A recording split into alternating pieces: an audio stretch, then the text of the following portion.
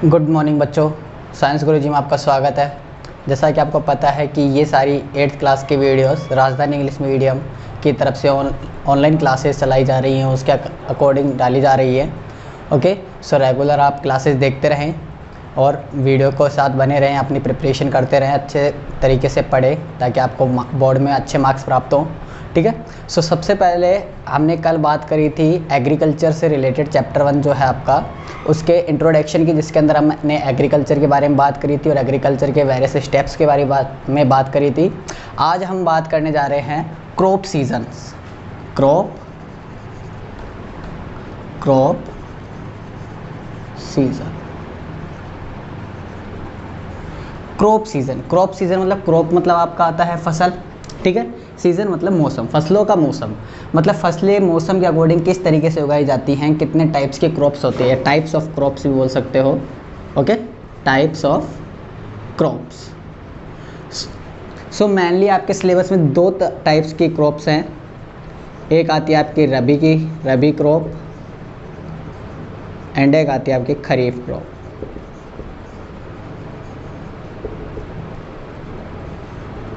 Okay, so rabi crop and kharif crop क्या होती हैं? देखो, रबी क्रॉप क्या होती हैं? Those crops which are sown मतलब उगाना, which are sown in winter season.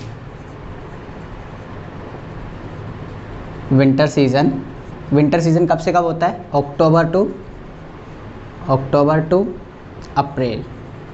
Okay, so ऐसी फसलें जो अक्टूबर में उगाई जाती हैं और अप्रैल में काट ली जाती है, या सर्दियों के टाइम जो उगाई जाती हैं, वो फसलें हमेशा क्या कहलाती हैं? आपकी रबी क्रॉप्स कहलाती हैं। ठीक है, जैसे एग्जाम्पल कौन कौन सी होती है रबी क्रॉप? जैसे आपका आ गया wheat, gram, oil seeds, mustard, oil seed होता है, मस्टर्ड भी, ठीक है, एटसेट्रा। ये सारी फसलें कौन सी होती हैं? Wheat, gram, oil seed, mustard वगैरह, ये सारी आपकी रबी क्रॉप होती है। सिमिलरली खरीफ क्रॉप क्या होती है? Those crops which are sown in rainy season. कौन से सीज़न में? रेनी सीज़न में। ऐसी फसलें जो रेनी सीज़न में उगाई जाती हैं, बरसात के दिनों में जो फसलें उगाई जाती हैं, रेनी सीज़न कब से कब रहता है आपका? Sorry, April to October. Okay, so ऐसी फसलें जो कि रेनी सीजन में उगाई जाती हैं अप्रैल से लेके अक्टूबर तक, मतलब अप्रैल में उगाई जाएंगी और अक्टूबर में काट ली जाएंगी, तो वो फसलें क्या कहलाती है? आपकी खरीफ की फसल कहलाती है, खरीफ क्रॉप कहलाती है। जैसे पैडी, ग्राउंडनट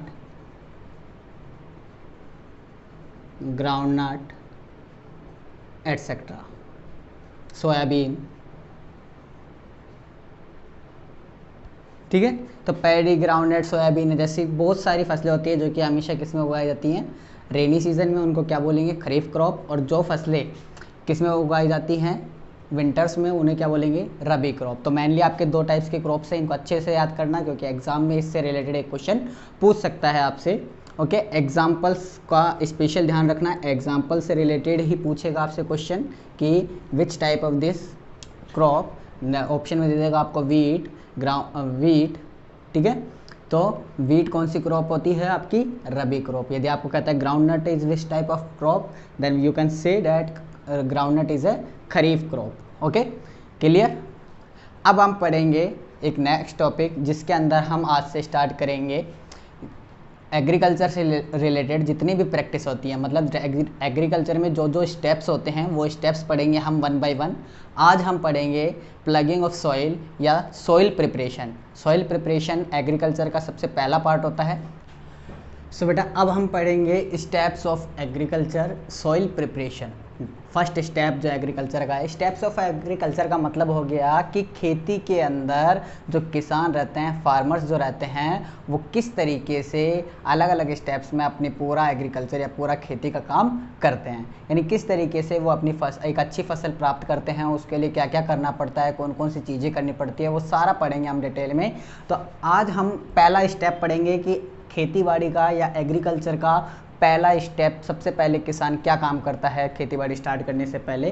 तो सबसे पहला काम करता है वो सॉइल प्रिपरेशन। सॉइल प्रिपरेशन मतलब, सॉइल का मतलब आपको पता ही है मिट्टी, ओके। और प्रिपरेशन का मतलब हो गया तैयार करना। क्या? तैयार करना। मतलब कि सबसे पहले वो सोइल तैयार करता है, मिट्टी तैयार करता है अपनी फसल के लिए, ताकि उसको अच्छी क्वांटिटी की, अच्छी क्वालिटी की क्या मिल जाए, मिट्टी मिल जाए, सोइल मिल जाए, जिससे वो पेड़ पौधे जो रहेंगे, क्रॉप्स जो रहेंगे, वो सोइल से अच्छे मिनरल्स प्राप्त कर पाएंगे, अच्छे पानी प्राप्त कर पाएंगे, अच्छा वाटर प्राप्त कर पाएंगे और उनकी फसल को ज़्यादा अच्छा प्रॉफिट होगा। तो सबसे पहले देखो सोइल प्रिपरेशन करने के फ़ायदे क्या क्या होते हैं, ये कैसे करते हैं, हम देखते हैं कि सॉइल प्रिपरेशन, मिट्टी तैयार कोई भी किसान कैसे करता है। तो देखो सबसे पहले वो क्या करेगा, देखो पहले के ज़माने की बात करता हूँ। तो पहले के ज़माने में जब ट्रैक्टर वगैरह नहीं होते थे लोगों के पास, तो एक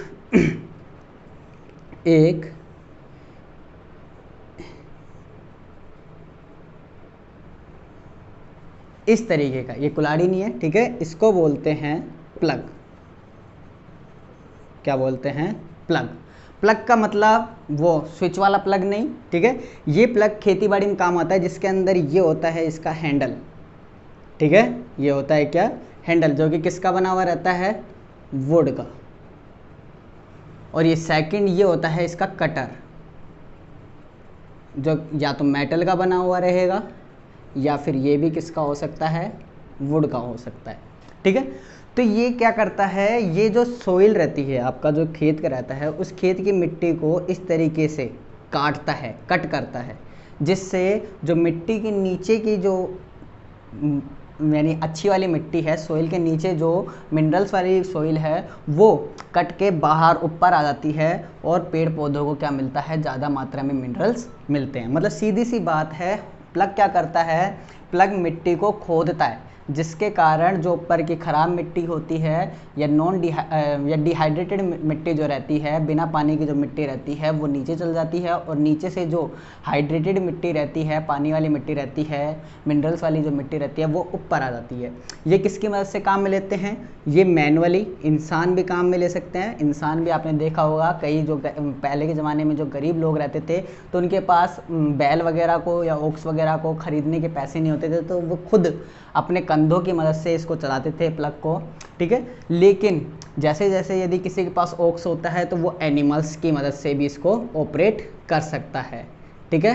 तो ये मैनुअली या मैन से द्वारा भी, इंसानों के द्वारा भी और एनिमल्स के द्वारा भी चलाया जाता है। ये पहला इक्विपमेंट है जो कि सॉइल प्रिपरेशन में काम आता है, प्लग, ठीक है। और प्लग के कारण जो भी खेती के अंदर, जो खेती बाड़ी की ज़मीन के अंदर जो भी होता है, एग्रीकल्चर में जो भी होता है, उसे क्या बोलते हैं? प्लगिंग। क्या बोलते हैं? प्लगिंग, ठीक है। समझ में आया? समझ में आ गया कि खेती के अंदर, एग्रीकल्चर के अंदर सॉइल प्रिपरेशन का पहला स्टेप क्या होता है? प्लगिंग, जिसके अंदर हम जो मिट्टी को कट करते हैं, सॉइल को कट करते हैं, और जो मिनरल्स वाली सॉइल रहती है उसको ज़मीन के नीचे से बाहर निकालते हैं, ठीक है। सेकंड, इसके बाद क्या स्टेप आता है? सेकंड स्टेप, फर्स्ट स्टेप आ गया प्लगिंग, सेकंड स्टेप। ये सेकंड, इस एक और चीज़ काम में ली जाती है, होय। क्या? होय, ठीक है। ये होय क्या होता है? इसके अंदर तो ये नुकीला सा रहता है, ठीक है, लेकिन जो मैं वीडियो के नीचे भी यदि आपको फोटो दिख रही होगी, प्लगिंग की दिख रही होगी अब, ठीक है, ये प्लगिंग होता है, ये प्लग होता है। और होय की, होय की भी अब दिख जाएगी आपको, होय की फ़ोटो दिख गई। तो इस तरीके का होय होता है, जिसके अंदर नीचे की तरफ एक इस तरीके से ब्लेड होती है, इस तरीके से ब्लेड होती है, जो कि क्या करती है? जो कि मिट्टी को काटती है तिरछी, और उसको, उसके जो अंदर जो भी जितने भी नॉन यूज़फुल प्लांट्स होते हैं, उनको भी काटते हुए ले जाते हैं, जिनको अपन वीड्स बोलते हैं। क्या बोलते हैं? वीड्स। जितने भी जो खेत के अंदर, फील्ड के अंदर जितने भी अनचाहे या नॉन यूज़फुल प्लांट्स रहते हैं, छोटे मोटे जो ख़राब पेड़ पौधे रहते हैं, उन्हें वीड्स बोलते हैं। और उन वीड्स को निकालने का काम भी कौन कर देता है? होए कर देता है स्टार्टिंग में, ताकि उस खेत के अंदर कुछ भी पुराना ना बचे। ठीक है, तो ये प्लग और होए दो एक ऐसे चीज़ें हैं जो कि पहले के ज़माने में बहुत ज़्यादा काम में ली जाती थी। ठीक है, ये होए का दूसरा काम होता है लेवलिंग का। किसका?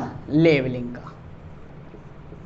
किसका होता है? लेवलिंग का। मतलब ज़मीन को लेवल करने के लिए, ज़मीन का लेवल बनाने के लिए। वही बात, जब अपन खोदेंगे तो किसी जगह ज़्यादा हो जाएगी मिट्टी, किसी जगह कम हो जाएगी, लेकिन ज़मीन का मिट्टी अपन को क्या चाहिए? एकदम सब जगह इक्वल लेवल पे चाहिए। तो लेवलिंग का काम कौन करता है? होए करता है। ठीक है, अब देखो सेकंड क्या आ गया? लेवलिंग।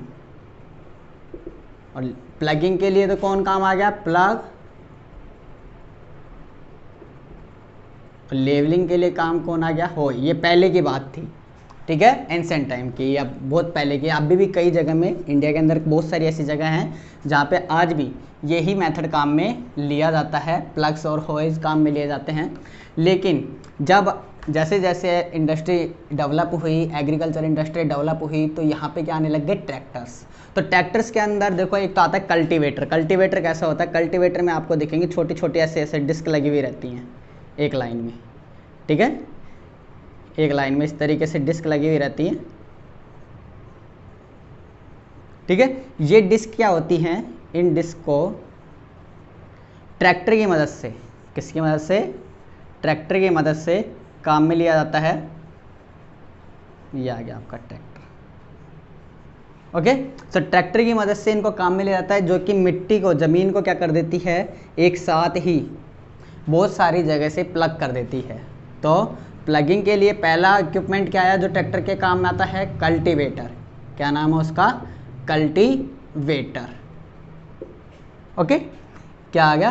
कल्टीवेटर। ये कल्टीवेटर किस काम में करता है? ये प्लग का काम करता है, प्लगिंग का काम करता है, जो कि मिट्टी को एक तरीके से, इस तरीके से, जैसे यदि अपन किसी मिट्टी को ऐसे नोचें तो क्या होगा कि मिट्टी बाहर आ जाएगी उसके अंदर की। तो ये बस इस तरीके से करता है। और लेकिन यदि अपन ऐसे करेंगे तो मिट्टी एक जगह ज़्यादा, कई जगह कम हो जाएगी।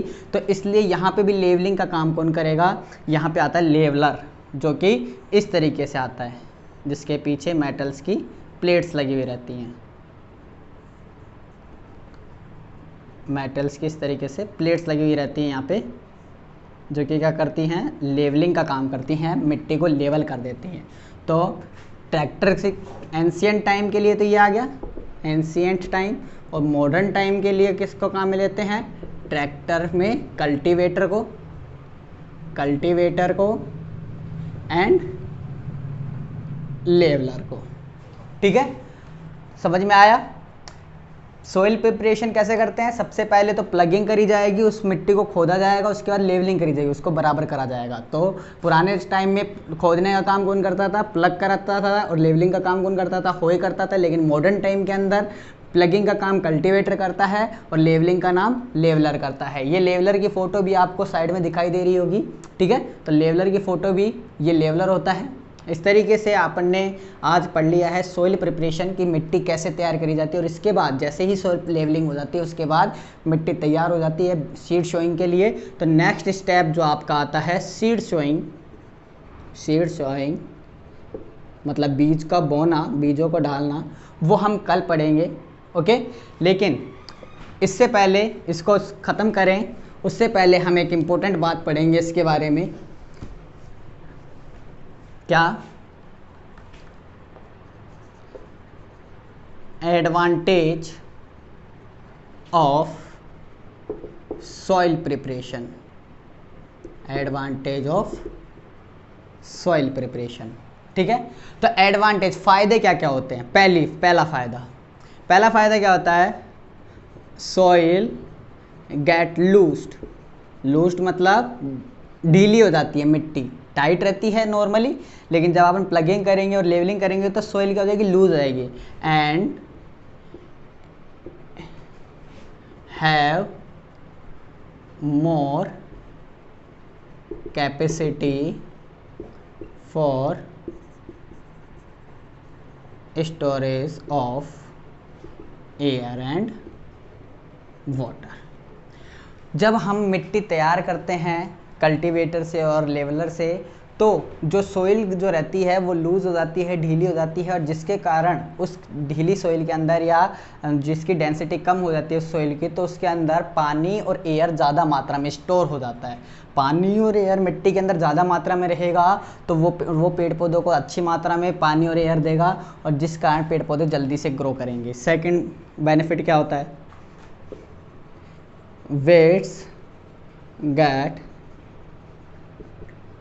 डिस्ट्रॉयड। वेट्स अभी बताया था मैंने, जितने भी नॉन यूजफुल प्लांट्स रहते हैं एग्रीकल्चर में वो सारे वेट्स कहलाते हैं, ठीक है। तो वेट्स जो रहते हैं वो सारे क्या हो जाते हैं? ख़त्म हो जाते हैं। पुराने जितने भी पेड़ पौधे जो उगे हुए रहते हैं वो सारे ख़त्म हो जाते हैं। दूसरा फ़ायदा होता है। तीसरा फ़ायदा, हाई मिनरल सॉइल गेट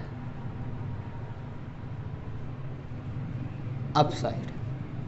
जो ज़्यादा मिनरल्स वाली सॉइल, मतलब अच्छी क्वालिटी की जो सॉइल नीचे रहती है वो बाहर आ जाती है, गेट अपसाइड, वो बाहर आ जाती है, ऊपर आ जाती है, जिस कारण जो बीज रहते हैं, सीड्स रहते हैं, वो अच्छी तरीके से ग्रो कर पाते हैं। फोर्थ,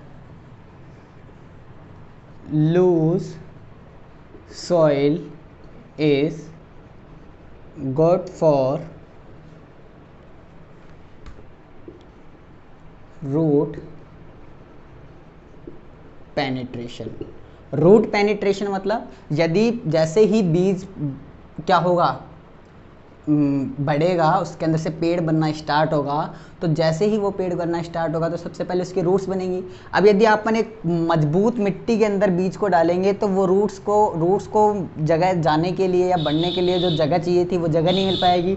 लेकिन यदि ढीली सोइल रहेगी, मिट्टी लूज रहेगी, तो रूट्स ईजिली आप मिट्टी को छेद कर पाएगी। पेनिट्रेट मतलब उसको देना, मतलब उसको छेद कर देना या उसको उसके अंदर से जाना, ठीक है, पेनिट्रेट करना, ठीक है। सो यदि लूज सोइल रहेगी तो रूट्स जो रहेंगी वो इजीली पेनिट्रेट करेंगी, इजीली मिट्टी में से बाहर आराम से जा सकती हैं। लेकिन यदि सोइल लूज नहीं रहेगी, टाइट रहेगी, तो बीजों की जड़ों को जाने के लिए जगह नहीं मिलेगी और बीज सही तरीके से काम नहीं करेंगे। तो इस तरीके से 4 ये बेस्ट बेनिफिट्स हैं जो कि किसके, सॉइल प्रिपरेशन से फ़ायदा होता है। क्या? पहला कि कैपेसिटी बढ़ती है उनकी एयर और वाटर होल्टेज की। सेकंड, वेट्स ख़त्म हो जाते हैं। थर्ड, हाई मिनरल की सॉइल प्राप्त होती है। और फोर्थ कि जो ढीली मिट्टी रहती है वो रूट पेनिट्रेशन के यानी जड़ों के बढ़ने के लिए अच्छी होती है, ठीक है। तो टोटल 4 बेनिफिट्स होते हैं। इस तरीके से आपका पहला जो स्टेप होता है सॉइल प्रिपरेशन वो कंप्लीट होता है। नेक्स्ट स्टेप सीड शोइंग हम नेक्स्ट वीडियो में करेंगे। Thank you, bye bye, take care.